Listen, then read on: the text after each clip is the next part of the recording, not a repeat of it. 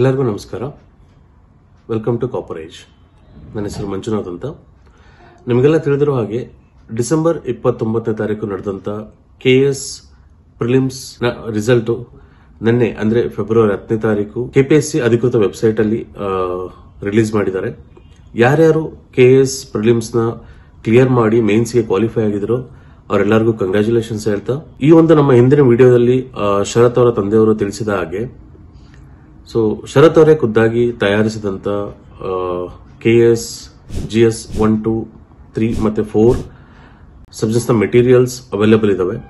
So ಯಾರ್ಯಾರು mains ಗೆ prepare ಆಗ್ತಾ ಇದಾರೋ ಅವರು ಈ ಒಂದು ಮೆಟೀರಿಯಲ್ಸ್ ನ ಪಡ್ಕೊಂಡು ಸದುಪಯೋಗ ಪಡಿಸ್ಕೋಬೇಕು ಅಂತ ಕೇಳ್ಕೊಳ್ತಾ ಇದ್ದೀನಿ.